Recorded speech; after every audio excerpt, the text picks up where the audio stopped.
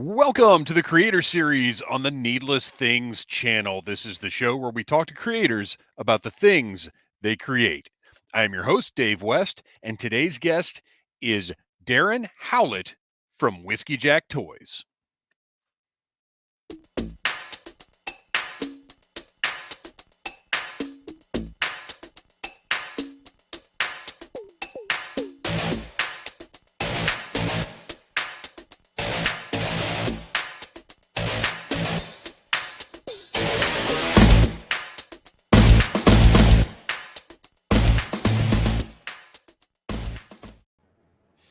Darren, welcome to Needless Things.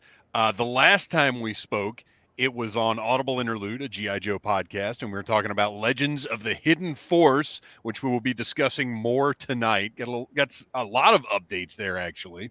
Mm-hmm. But now you've got C.H.A.O.S just waiting. It's there on Kickstarter, launched, ready to go. Lots of cool stuff we're going to talk about there. But before we dig into the toys, let's talk about you, a little bit of your background and how you got to the point where you're making action figures. Yeah. Okay. Well, I was born in the mid 70s. So I'm an 80s kid. You know, I was the target demographic for all that 80s goodness, all those cartoons, all those toy lines. And I soaked it all up. I ate it all up. I mean, G.I. Joe was always my favorite for sure, without a doubt, no hesitation. And it was really difficult for anything to sort of lure me away, even for a few minutes. But, you know, I mean, I had my Star Wars Had Its Day in the Sun and Transformers and Eagle Force and a few others that caught my fancy and kept paying attention to. But it was G.I. Joe that I focused all my money and everything into. And I love that format. The figure to me was just a superior figure. It was just the best type of figure construction as far as I was concerned.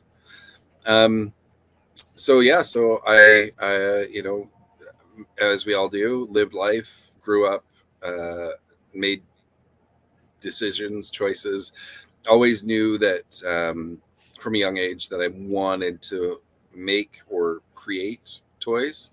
I didn't really know how I'd go about that. And then by the time I was in my mid to late 20s, I realized that I kind of missed out on pursuing it as a career collegiately or going through whatever those channels were. I didn't even know what those channels were. There isn't really a roadmap for how to become a toy maker. But then, or at least at the time there was. Yeah, for sure. Now I think people sort of have a better idea of the classes to take, what institutions to attend, and there is a clearer path now than there used to be. But yeah, back then, who would even know? Well, and I think the people who were making toys then, many of them like ended up there. Yeah, it wasn't like the goal. Yeah, exactly. That wasn't their pursuit, but that's where they ended up. Yeah, exactly. And so I would love to have gone through that. I would love to have had a proper education and in toy making, but you know, at some point, I went through a really rough period where my mom died in the same couple of months that I lost my business, and then my wife left, all sort of back to back. And I realized a couple of things, but coming out of that, there was sort of I'm just going to do what I want to do. Life changes so fast and I have no control over it. So why wait for the perfect circumstances to be able to be like, now I'm going to dip my toes in there. I'm like, screw it. I'm just going to do the thing I want to do. And I started. So it took a long time though. Like that was 15 years ago. And my first jump into toy making in any sense, in any way. And I knew I can't remember exactly how much money I put in. I really don't.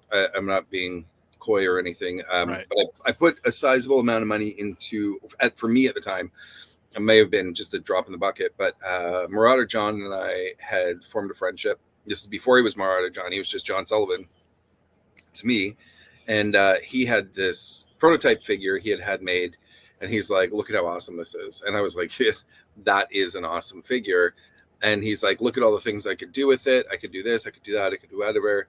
And I recognized this as my ability to get in on the ground floor and learn how to make toys from somebody that's in toys. I mean, John Sullivan, Marauder John, a lot of people don't know, like he was the buyer for KB Toys like that was his professional job back in the day.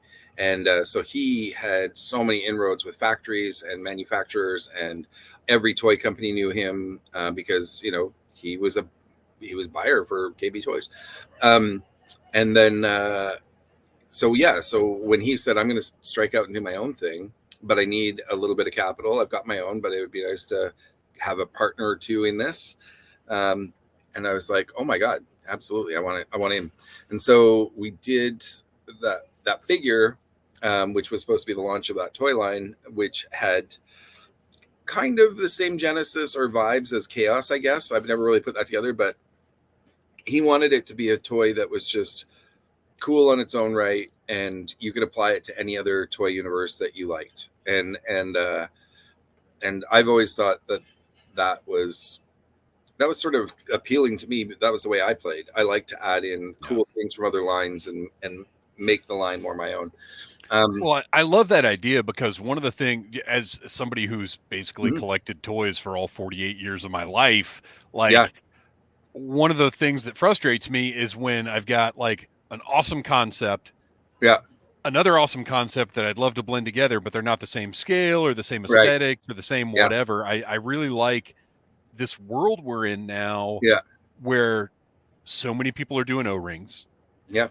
So many people are sort of paying attention to what makes sense for what they're making. Like now, if you're making wrestling figures, they're going to work with what Mattel is doing, like scale wise and aesthetically. Like if you're making horror figures, well, you're definitely paying attention to like how NECA makes stuff. Like it seems like, rather than the 90s or even the early 2000s, where everybody really wanted to have their own format and be their own thing, now it seems like companies are conscious of, look, we really do need to make, like, at least be conscious of, this wants to fit in with other people's collections. Absolutely. And I've even heard, like, I've been studying, I listened to all the masters and all the greats over the years. I've been to, you know, tons of the Joe Cons and went to every panel I could. I went, you know, and all other toy festivals and talked to whomever I could. And it seems that in the 80s and 90s, the mandate was for the big two companies was to dominate a scale of your own. You sort of like, we're going to hit 5 and 5 or 5.5, and that's ours, and nobody else is going to touch it. And then the others were like, okay, well, we're 3 3/4 and stay away, you know? And that was what each of the brand managers were doing at the time, was trying to sort of make their scale identifiable as just theirs, as you know. And now, it is. Everybody's realizing that, oh wait, the consumer is buying from multiple lines, and let's see what else is happening out there, because we want to appeal to that demographic that's buying that. Let's make something in that scale for it to go with it. So, I mean, we win finally, you know. Right. Well, that's if you look at, like I said, tons of O-rings coming out, and that makes me happiest of all. But like if you're doing military action right now, you're looking at G.I. Joe Classified. So when you've got Action Force that blends with Classified, you've got Operation Monster Force, which holy cow, these are fantastic. Work with Classified. I just love that. Yeah, every time I've talked to Bill, even when he was teasing it out during Eagle Force, during the whole thing, he's like, there was a teaser image for Monster Force, so that was like 3 or 4 years ago. Immediately I text him, I'm just like, holy crap, that is like so many things I like all at once, all at the same, like all in one line. I am so excited for that. And then when he started revealing the figures lately, like I told him immediately, I'm like, I am just blown away at how this line that I've been waiting for years blows my expectations out of the water. This is so much better than I even thought it was going to be. He knocked it out of the park with that one. I love that line.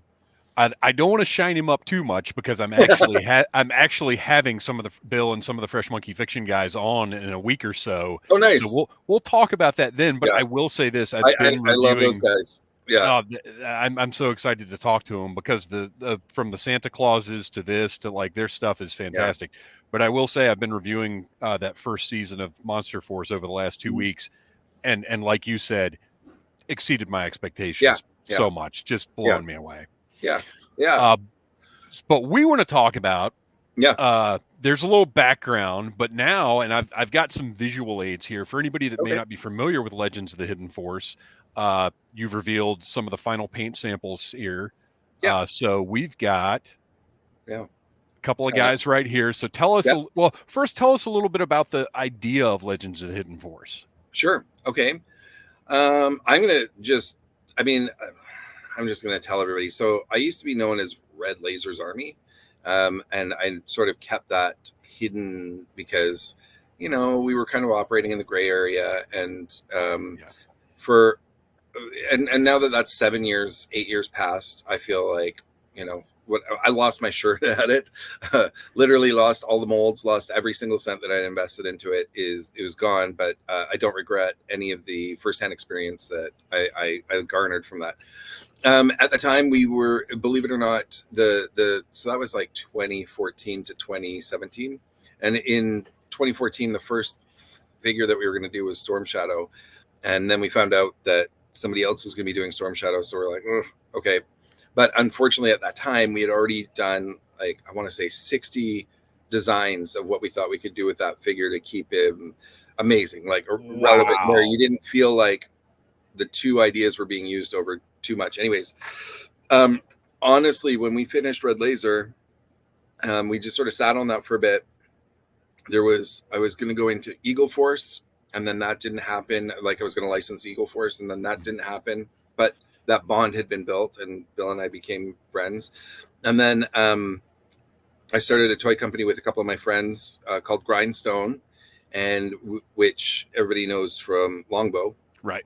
And but almost immediately, like, I created a ton of I just sort of threw a whole ton of concepts out there.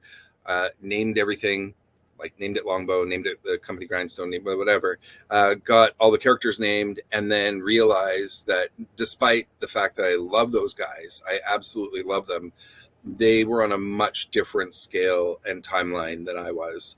And they were, even though we had talked about doing tons of toy lines, as we got into Longbow, I could see that that's all they wanted to do. They didn't want to do other toy lines after that. And I'm like, no matter how much that hurt, I was like, I have way too many ideas in me to be limited to just Longbow. I'm going to have to pull out so that I can do my own thing.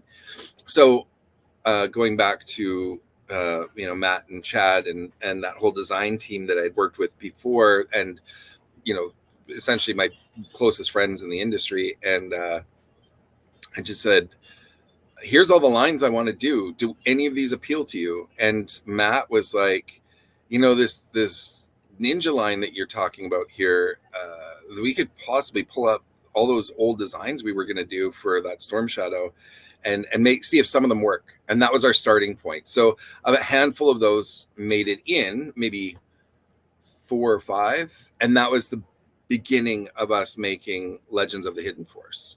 So it sort of started there and grew. We just sort of said, okay, well, I threw probably 35 character ideas at Matt, and I said, which ones do you think we should start with?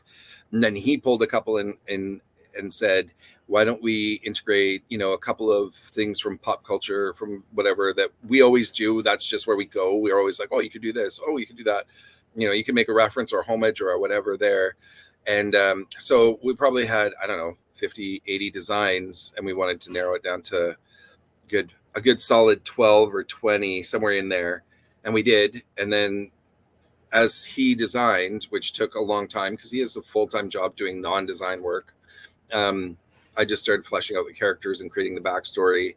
And yeah, and it just, then that generated all the next characters. It was like, oh, okay, well then if this is the story, then we need this character, this character, this character. And so it sort of just went from there.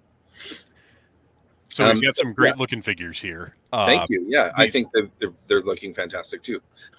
And for anybody that's watching that may not be familiar with Legends of the Hidden Force already, you'll notice that they've got the swivel wrists, which is, to me, as much innovation as I think O-rings need. Yeah, I agree. The other thing that I like, and I know not everybody does, but we did a double, like a, what's the word I'm looking for? Like our neck is a dumbbell. So it has a round. Okay. Yeah, so it So has top round. and bottom. Yeah, exactly. So the heads pop off and swap pretty easily.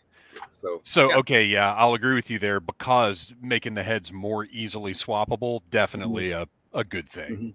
Yeah, and we wanted to put in, it doesn't happen in the first wave, I think, but in later waves, there's the masked and the unmasked version of, a lot of people. But then there's also, there's lots of things that you get to explore and play with for play style. Like you can actually add some play value in there, that isn't just. I don't want to give away too much, but Sure. you'll see some stuff come out that's pretty fun. So to go back, these are the final paint versions, correct? That's right. Yeah. Okay. So the factory, this is our first time dealing with this factory, and a really good friend, honestly, I couldn't have done this without him. His name is Jason Shiremeyer. He owns White Elephant Toys, which is yeah. So Strike Force Alpha, and he's done a couple other things. This is at the factory he's been at for these guys. Yeah. He's produced toys for 20 years. He nobody really realizes that he's got multiple companies. He used to have contracts with Toys R Us. Like he said, multiple toy lines at Toys R Us. Quite a few people probably own his toys. But he's dealt with this factory for 20 years, and he said, you should come to my facility. Like they'd be great pairing here. And so we did. And because we're the new guys under that umbrella, like we're the new people, the new contract, I think we keep getting pushed back a little bit. They don't put as much into making sure everything's coming out timely for us, which is unfortunate. But but from what I understand, that's what happens though, is when you're a starter, or when you've just got a smaller production run, you just don't get the same priority as more established people. You get sort of fit into the cracks rather than right. Yeah. So, hey, sorry, I have staff coming in and out through. Oh, you're fine. That's okay. So with that, the factory, they produced all of the figures about 4 months ago and showed us and sent us pictures of all the plastic run. So like we could see all the torsos, all the legs, all the arm assemblies, all the everything unpainted. And we were like, fantastic. That's awesome. Okay. So we're looking at staying on the projected timeline. And then like a couple of weeks ago, we sent a couple of emails like, how are things going? Oh yeah, busy, and then they sent a couple of emails or an email a couple of weeks ago, and it was like, hey, we're getting ready to paint. And we're like, oh my God, like you made the figures 4 months ago and they just sat there. And they're like, yeah, we've got time to paint now. So it was like, okay. And then that's where we're at. Then they sent us samples of all the figures, just pictures, but sent us pictures of everything, and everything was absolutely wrong. Absolutely incredibly wrong. And we were like, what happened here? We gave you like all the turnarounds. We gave you very explicit instructions. We gave you like, we're sharing the same color samples. We're drawing colors from the same source. And they were like, oh, well, remind us. So we sort of had to send all of that all over again.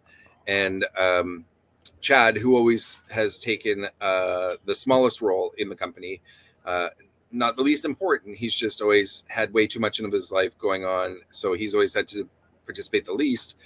And he said, you know what, you guys are all so busy right now. He's like, I'll handle quality control with them this time around. And so Chad's been talking to them like 10 times a day, every figure, back and forth. And obviously we're really happy with Chad doing that with them, for the last 10 days or so, because this is what we've got now. This is where we're at. And we're really happy with these samples. So, yeah. Well, and I got to say, and I cannot remember everybody's name, but... Oh, yeah, I can tell you everybody's name. Yep. In this slide, big beefy fella here. Yeah. On the viewer's left. Kudan. Yeah. This... is that a metallic silver on his pants? Yeah.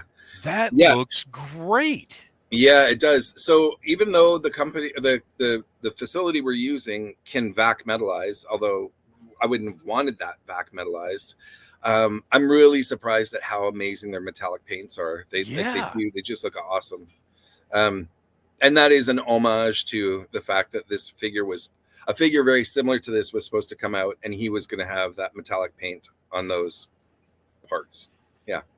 Yeah, I mean, it looks beautiful in this image because a lot of, well, first of all, you just don't often see metallic paint like that Mhm. at this scale. And when you do, this just looks particularly like vibrant and has a Yeah. sheen to it that you just don't see like this. I Yeah. think it looks really, really good. I'm excited It to see does. this It guy in does. And person. that is also one of the first. So they sent months ago, they sent some samples, just some painted samples, just to say, this is the kind of product we produce. And they sent him as a sample. And it's that paint then looks just like that now. Like that quality is actually, you know what I mean? It's there. It's not a smoke and mirrors. It's, Right.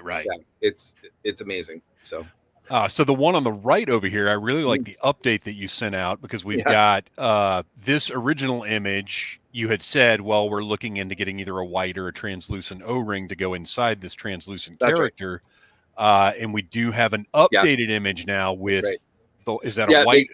exactly. Yeah. Okay. They said they couldn't do translucent because it would just snap over time. But they're Yeah. like, what do you think of this white one? And we're like, oh, yeah, that's way better. That's Yeah. awesome. So, It's fantastic. It looks great. I yeah. love this. And Yeah. of course, the only thing above a translucent toy in my heart is a glow in the dark toy. So Oh this my God. is Do you oh, know, I'll tell you right now, when we went to the facility and I started talking about all of our ambitions and plans, I said, I know a lot of factories, almost every single factory cannot do vac metallized anymore. They can't do transparent figures or translucent. And I was like, can you tell me what you can do? And they were like, oh, we can vac metalize. Yeah, no problem. We can do transparent figures. We can do glow in the dark. We can do, and I'm like, oh my they're like, we can gosh. do color change. We do all the specialties. And I was like, oh my God, you have no idea how much I'm going to utilize all of those down the road. So yeah, Oh man, yeah, that's amazing. yeah. I'm excited for some of the figures to come that start to embrace all that. Oh, that's great. I Mm. love toy gimmickry. Actually, one of the Yeah. things that's kind of in a modern line that's kind of I'm so curious about now. I'm dying to talk to somebody from Mattel because in their Masters of the Universe Origins line, they Mm. have executed something that looks it's not vac metal, Mm. but it looks just like vac metal. Yeah. And I, I it has to do with I'm only just finding out about it now too. It has to do with a certain type of paint, and then they go over it with a type of oil that sets almost like a resin, and then and the paint again, and that sort of it brings about like it's super thin, but it yeah, gives it almost that quality. interesting. Yeah. Okay. So let's see what else have we got here. We have got a nice close up of this Mm-hmm. guy Raycon. Yeah. and the way that I'm one of the things I love about toys is looking at uh, clever parts reuse, how we repaint things to get different Right. characters, that kind of stuff. I Yep. really enjoy that kind of thing. Which is to go back to Monster Force real Mhm. quick. One of the things they're doing brilliantly. Mhm. Uh, but when you're doing a line of ninjas, Yeah. of course you're going to have so many options with Yeah. that exact thing. Well, and that's just it. When Matt and I, when we were sitting down to design all of this, like he was designing it visually, and I knew our limitations from with the factory, like how much money we were going to likely be able to raise. Um, that was just it. I was like, look, we're looking at most of them have to have the same arms. Like we might be able to get two sets of arms, probably just the one set of legs, maybe two or three torsos, which we ultimately ended up with three torsos, or I think four, or no, we ended up doing four, and four heads, and that's this whole first 15 figures are done with just that. Yeah.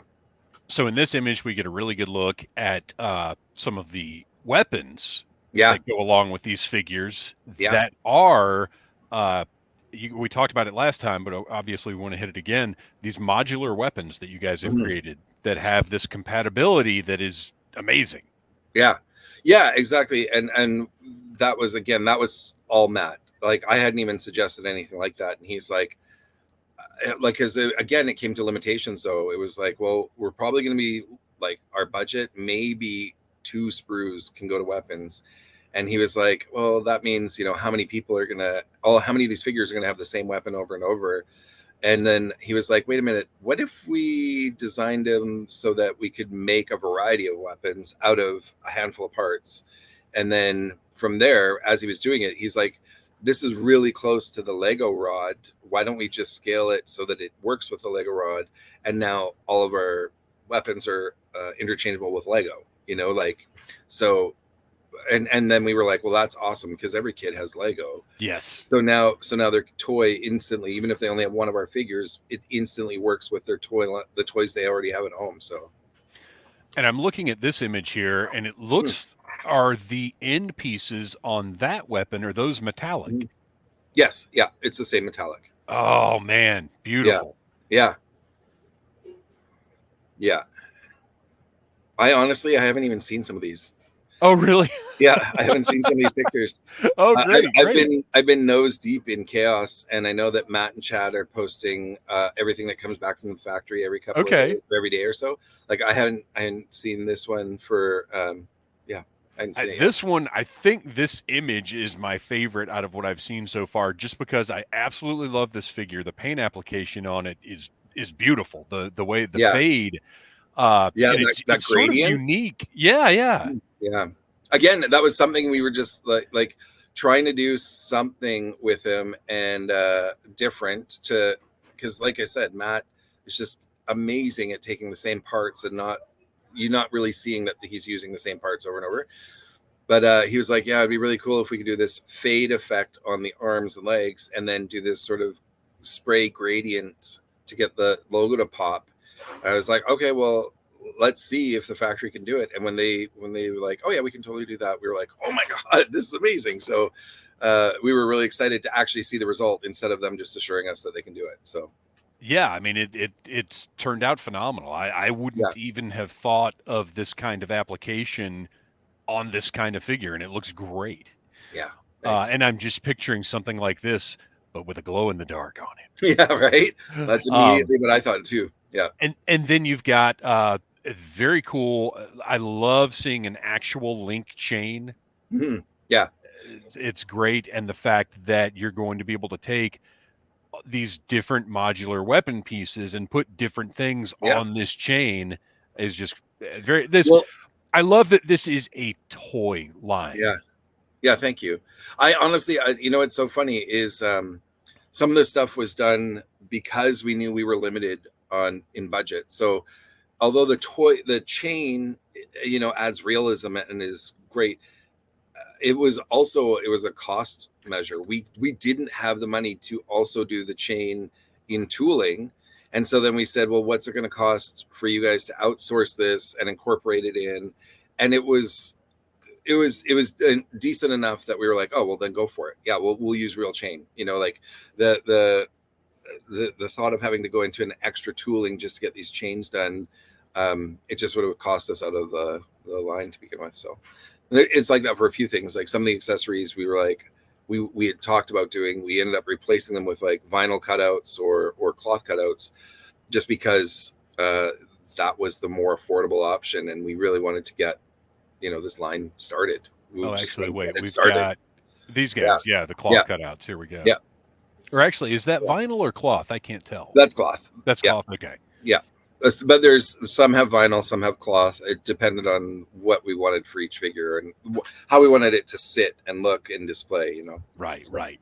Yeah. Well, and when you're dealing with something like with an additional layer like that on something this scale, you do have to be conscious of like, well, how is a soft goods piece going to fold or wrap or whatever versus how is a vinyl piece? Oh, and actually, you know what? Now that vinyl capes there. Yeah. And then finally, we've got one more Legends of the Hidden Force, and that's our guy Shinobi. Yeah, the lead. So he's the one that actually, it's funny because he is our lead. We're so protective of him, but the factory, that's again, they knocked out of the park the original time, and then when they came back and they had all the mistakes. This is the one. I think this one literally took Chad days to get it to where we wanted it, and and there's things that I think people don't understand. Like. Red paint is the worst paint to ever deal with, and they'll tell you that right away. And so the red was really muted. Everything was really muted, and we're like, okay, well, what's it going to cost? How much extra is it going to be if you go over first, do all the details in white, then go over it and do it in white again, then paint that yellow stripe, then paint that red stripe, then paint, and yeah, it added cost to the figure, but it pops the way we wanted it to pop. Like we needed that. It was too muted. So Well, but yeah. you can see even Mhm. in like mass market retail lines from major companies, red and Mhm. yellow are Mhm. clearly challenges because Yeah. the consistency of, like, if you look at just Cobra Commander figures, the Yeah. red in the Cobra symbol, sometimes it pops, it looks really good. Mhm. Sometimes it's just that muted, Mhm. not really there red. And that's, Yeah. like I said, red and yellow. Yeah. I can look around my room and Yeah. probably pick out a dozen figures where I'm like, this is barely a Yeah, yellow and worth that's noticing. literally how you get around it is you do a couple of layers of white to start, and then you go over it with red and possibly red again, like which it adds a lot of expense to the figure, Yeah. but it's oh it's worth it. It's worth that little that extra. Yeah. If you want it to stand out like that, it's what Yeah, you have to do. yeah, yeah. So where do we have any timeline updates for Legends of the Hidden Force? I'm with Well, obviously yeah, dealing with the factory. right. It is what it is. Yeah, and so that's my concern is I don't want to say dates because Sure, sure. they have sort of thrown in big lulls and that we couldn't sort of attribute or be ready for. So in theory, if they start painting this week, which they assured us they are, after you painting, they established that way in the beginning that painting takes about 45 days. So it's not that they're being painted for 45 days, is the paint has to cure before it's packaged or else it's a mess. So in theory 45 days for curing and painting, and then I don't know, another month for packaging and shipping, and then however long it takes it to arrive. That would be ideal. So but I don't know. I Of don't know if course. there's gonna be another gap in there. So yeah. And look, I would hope anybody Mhm. watching this right now understands when you're dealing with independent toy companies, like we said, are Mhm. kind of at the mercy of these factories or at the Yeah. mercy of how long it takes to get things overseas. Like they're just different challenges. Yeah. And I have always said, like, I would rather the product get here and be great than Mhm. anybody Mhm. rush anything or anybody try and Right. push the factory beyond what they're capable of. Like, let's get some great toys, you know? Yeah. Yeah. I agree. I agree. And yeah, we'll see. Yeah. I mean, I just hope to get to a point where Jason is with the factory where, he comes up with an idea, he draws it out. Within a couple of weeks, they've got working schematics. A couple of weeks after that, they've got a prototype. And then a couple of months later, it's in his hand. Like I envy him, but he's invested 20 years with them. Right, right. So yeah, the turnaround for him is very fast. And I hope to get to that with them too. Well, speaking of great toys, we've got another line that Yeah. just launched on Kickstarter. Everybody, we're all grown ups. We know how to Google. If you Google Whiskeyjack Toys Kickstarter, you are Mhm. going to find the Chaos Mhm. Kickstarter. Now, we've got 4 base figures here to start, Yeah. but before we get too deep into this, tell us a little bit about the idea of Chaos and how long this has been brewing with you. Sure. Yeah. So, um, Chaos. So I want to say it was 2018, and I had just started talking to Bill seriously about trying to get the Eagle Force license. And so at this time we were in the process of starting Grindstone. So this is with John Kukovich and Troy, and we I told them, I was like, I think that there's an opportunity here for us to do Eagle Force. And they were like, oh, that's really cool. And I was like, so I don't want to go forward. I want to pick up where Eagle Force left off the next day. I want to do this set in 1985.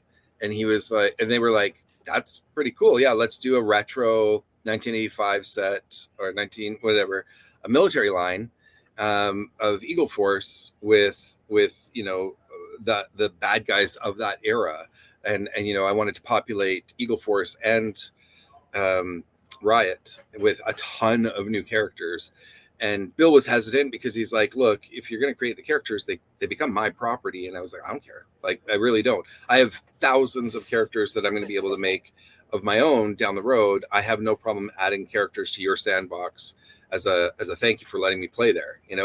And he was like, okay, well, but ultimately, like I said, we didn't get that license because he was in the midst of talks with another close friend of his that had the license for a while. So I had all these new villains that I'd been working on and all these new heroes that I've been working on, and they had a very 1985 bent to them. And so that's when we were like, well, let's take those good guys and create a good guy faction from that time. And then I was like, well, we created Longbow. And then I took the villains, a lot of the villains, and they were sort of ambivalent. They were too cartoony and over the top for what they wanted to do with Longbow. I was like, no problem. We'll just park these and we'll start from scratch with some more realistic villains. And then, like I said, that's when I realized that, there was no way by staying partners with them, no matter how much I care about those guys, there was no way that I was going to get the things I needed out in life, the products I wanted out there, if I just kept myself to that partnership. So I left, and then they just kept going with Longbow, and it's developed awesome. I love it. I love being a cheerleader on the side for that. I'm very happy for them. But then I had these sort of over the top 1980s villains, and then I thought, well, they don't need to be set in the 80s anymore. Let's see if I can scale some up to be more modern threats. And then I don't know, I just sort of had them and I kept adding to them. And I'm like, I don't know why I'm adding to this. This isn't what I'm doing right now. I'm doing Legends of the Hidden Force. And then after that, I have a couple of ideas I know exactly what's coming after, but at that time, those were ideas that I was developing, and there was no Chaos wasn't even a thing. And then I want to say maybe 2 years ago, maybe, I don't know. Well, when we first talked to you about Legends of the Hidden Force, you mentioned that you had several other things brewing in mind on the table. And when this Chaos started popping up, I was like, oh my gosh, this is one of those things he was talking about. Yeah. And so my plan was, I was like, okay, well, let's do the things I'm committed to with other people first. So it was going to be Legends of the Hidden Force, and then it was going to be Impact, and then it was going to be I still held hope out for Eagle Force that I would be able to get that license down the road. And then I was like, okay, and then I'll do the stuff that's just me, which is like Chaos and Offline and all these other lines that I'm going to be doing. And then it just sort of was like, okay, well, Impact has to fall here. Eagle Force has to fall here. Legends of the Hidden Force has to go first. And then Chaos ended up being second, but it was always planned to be fourth.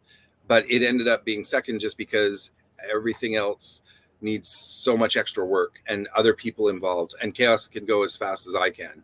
It can be developed as fast as I can develop something. So that's why that's why Chaos is now. So, yeah. Which, as we're going to see, you have developed a lot of Chaos. Yeah, thank you. Very, very exciting, because the way that these were revealed on Instagram, particularly during this month, just a lot of fun to follow along, and then get to the actual launch, which, again, these 4 figures, the initial package. But we're just gonna kind of go through some of the reveals here, because I am curious about how you arrived at these 4 being that initial offer. Sure. So I don't write comics, but I have always wanted to, and I've always done some writing. I've always done writing of this, writing of that, I've had paid gigs here, there, and whatever. And when I started trying to wrap my head about what I needed to finish Chaos with, I was like, I have visual characters in mind. The story, generally, I had to figure that out to figure out the rest of the characters, to fill in the gaps. And then as the story sort of developed, as I had fun writing those first 3 issues, I still have every intent that if it ever goes to actually being produced, I'm going to hand it off to a professional writer to go over it, rewrite it, however they need to. But I needed the story beats and the general plot and what have you. And so from there, it told me who was most important to get out there first. It was like, oh, well, these are the main characters in the main story to start with. So that's why I selected the figures that I selected to start with, for this whole first 20 some odd figures. They're sort of the key players in the beginning. So we've got Dr. Killjoy. That's right. Who is on the left. Yep. And then on the far right, Macumba. Yep, Macumba. And in between, you've got Halloween and Maniac. And Halloween, who I think pretty self-explanatory, but I absolutely love. This was the one that jumped out the most to me because anytime we get horror mixed in with things, I'm very happy. Oh yeah, oh good. Yeah, so yeah, Dr. Killjoy, it's his thing. This is his venture. This is his union of super villains. He's the head guy. He's a cyberneticist, so he is developed cybernetics. Halloween, he's very odd. He doesn't talk like regular people. He claims to be from hell, but nobody knows. But he's definitely he everybody sort of calls him the spirit of mischief.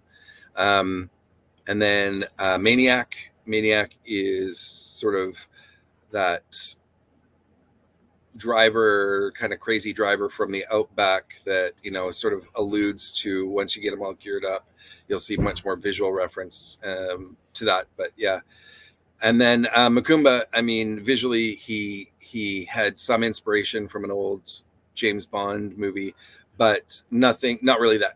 He's not supposed to be that character. Right. We took some visual cues there.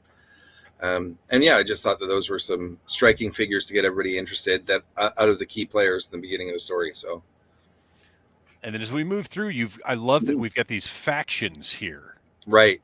Yeah. So those three are all from Firebrand, Firebomb, Blazer, and Backdraft. And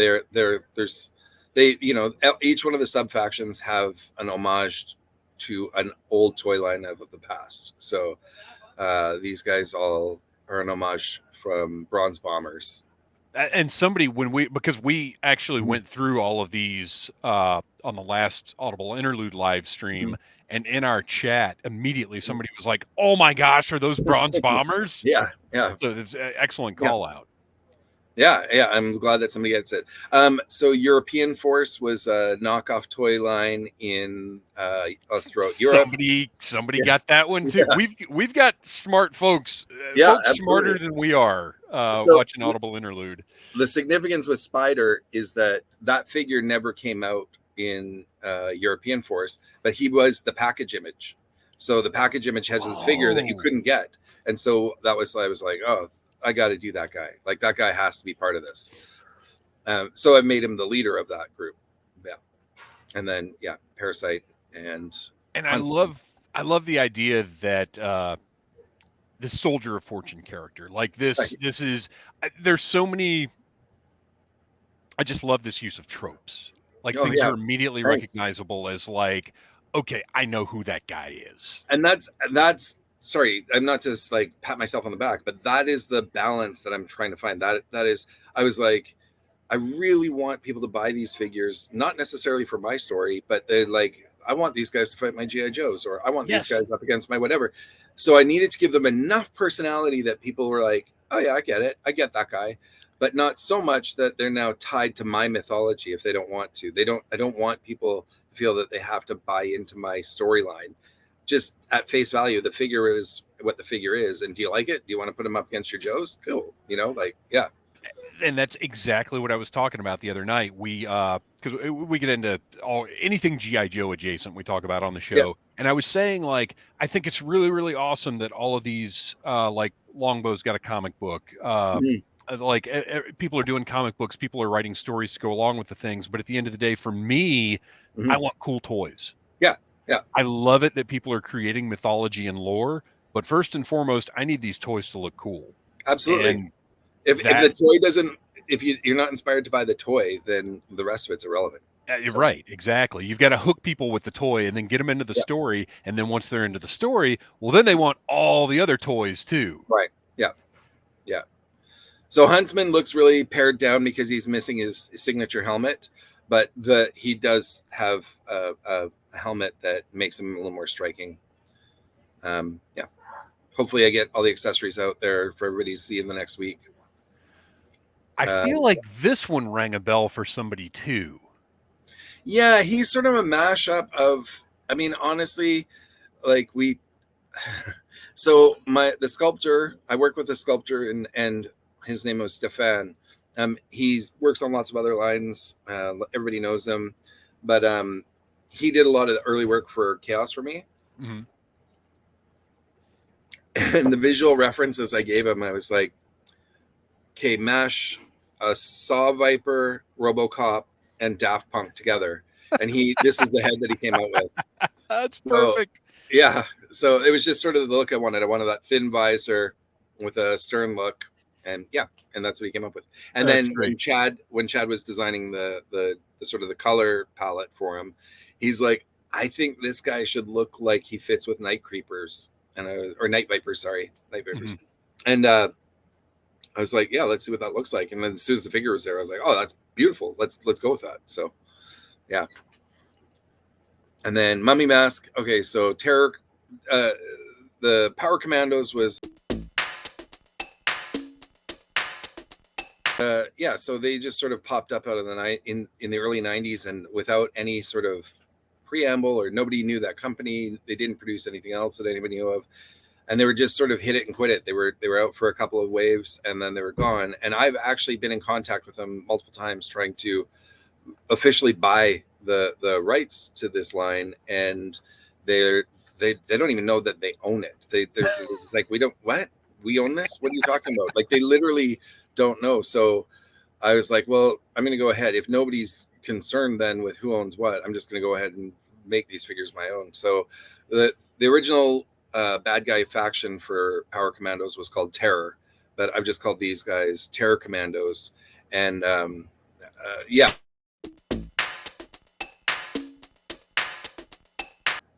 So Power Commandos were little known, but definitely compelling. Yes, love them. And we're gonna we'll kind of move through the rest of these because sure. I want to make sure everybody gets the opportunity to hear more about the Kickstarter, sure, how it's set up, and the goals over time of what we're looking at. So I'll just keep going through these, and you tell us about this Kickstarter. Sure. Yeah. So the Kickstarter started a couple days ago. So we've still got the better part of a month to go to fund. We're looking to make about $50,000 in funding to get the first few up and running, the first few figures up and running, the first few molds paid for, and that affords us a small production run as well. Obviously, we hope to be able to generate some more funding than just the 50,000, but because as you can see here, these are all these stretch goals there's some really fun stretch goals.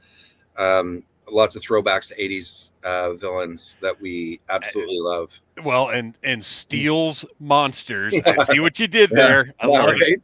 I love it. Yeah. I can't take credit for that one. That was Matt. That's great. Yeah, and so the other thing too that I think a lot of people are concerned with is like it's such a small window, the 30 days. Is so long as we fund within the first 30 days, so long as we get to the $50,000 mark and we have funded, we can continue to raise funds on both Kickstarter and BackerKit.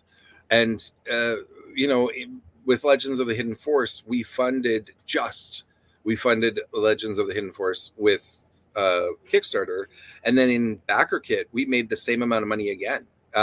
So that allowed us some freedom to be able to get there's a lot of breathing space. We were able to add a couple extra free figures, some bonus stuff, which we would do if that was to happen here again. Definitely want to give everybody as much value as we can, but we also want to get as far as we can into the molds cutting process, because that is easily the most expensive part. And once those molds are there, then we can, generate funds on our own or whatever we need to do to keep productions going. Well, I got to tell you, while I understand the motivation, you're breaking my heart putting her at 260,000. I know. But that's just it. Like, jumping into the whole female buck, that is a whole new set of molds, a whole new set of tools. Every single piece has to be brand new. There's no sharing of parts. So it had to be farther along where we could make that big financial jump to get into her tooling. But then, after that, there's a whole bunch of females planned for C.H.A.O.S, but then next comes Eagle Force. There's no females in the first assortment of Eagle Force. Impact has quite a few. And then we come back to Legends of the Hidden Force, the next few waves. And there's just in the next few waves, there's 4 females. So then there starts to becoming, again, that sort of that parts library for the females. And we get lots of variation and additions too. And they're not all going to look alike is sort of what I'm driving at. They're not all going to be easily identifiable as being one mold. Well, I'm very excited about this. Like I said, villains, horror, this stuff is right up my alley. I love seeing the inspiration in these characters as we went through those images, which are all available. Whiskeyjack Toys on Instagram. Everybody needs to be following to see this stuff, to get the updates. And again, just Google Whiskey. Yeah. Oh, go ahead. No, I was just going to say there's 300 figures planned. So, this is just the tip of the iceberg. This is just the beginning. Well, and we are in an O-ring revolution right now, and I absolutely love that all of this stuff, Delta 17, Strike Force Alpha, Longbow, the Robo Skull stuff from Skeletron, even incredible. Like Heavy Armor Toys, there's a lot of other smaller guys just starting to make their way in, and I'm like, let's do it. Bring everybody on board. Let's make an entire world of 3 3/4 inch toys. Heavy Armor very much wants to staff all of your large Joe vehicles. They're ready to go. With your troop builders. Darren, it's been awesome talking to you. I love hearing about the creative process and what goes into it. C.H.A.O.S is looking incredible. I can't wait to see and Legends of the Hidden Force. It's sometime in the next year-ish. We're gonna have those figures. It's gonna be awesome. Yeah. So before you go, tell us where we can find you online, and if there's any little teaser you want to throw out, now's the spot to do it. Yeah. So at C.H.A.O.S Do Your Worst on Instagram or at Whiskeyjack Toys, or you can find us on Facebook, the website whiskeyjacktoys.com. A teaser. What's a worthy teaser? So I think I told you I teased something that nobody's heard of yet. I said, it goes Legends of the Hidden Force, and then C.H.A.O.S, and then Eagle Force, and then Impact. And then I mentioned Offline, and Offline is a cyberpunk thriller, and that work is just underway right now. So that's the one after that. So so I really want to jump into that genre. I have so many ideas there that I'm really excited to explore. So and it's another concept that's in my mind is perfectly suited for O-ring and what O-ring is capable of. Yeah, I agree. Well, and awesome. I think, we'll see some great coloring. But there's tons. I'll have to come back and tell you all about that later. Oh yeah. We don't you worry. You will be back. All right. It's been an awesome conversation, man. I really appreciate you stopping by, and we'll talk to you soon. Okay, awesome. Thanks. Thanks, Bye. man. Smash that like button if you like Needless Things.